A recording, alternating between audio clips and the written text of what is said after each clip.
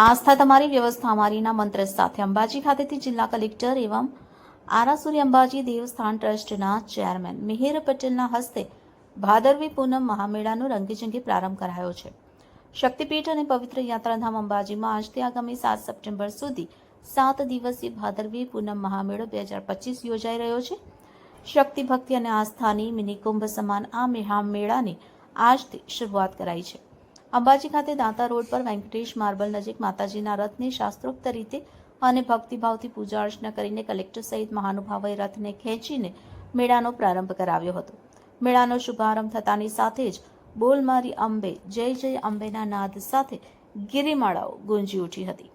Collector Mihir પટેલે લાખો માઈ ભક્તોને મેળામાં આવકારતા મા અંબા માઈ ભક્તોની મનોકામના પૂર્ણ કરે અને મેળો સુખરૂપ નિર્વિઘ્ન પૂર્ણ થાય તેવી પ્રાર્થના કરી હતી।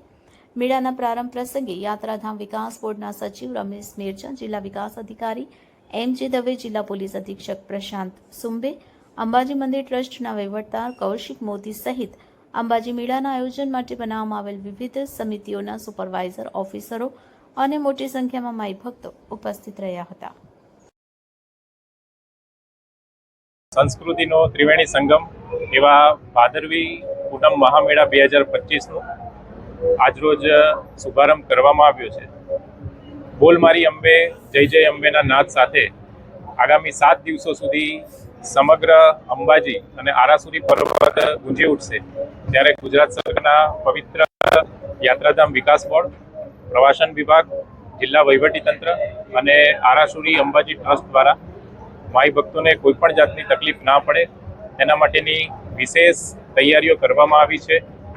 વિસામો, ભોજન, ગબ્બર કંટ્રોલ, મંદિર દર્શન, પાર્કિંગ, એસટી બસ સહિતની તમામ જે સુવિધાઓ છે એ જિલ્લા વહીવટીતંત્ર દ્વારા કરવામાં આવી છે।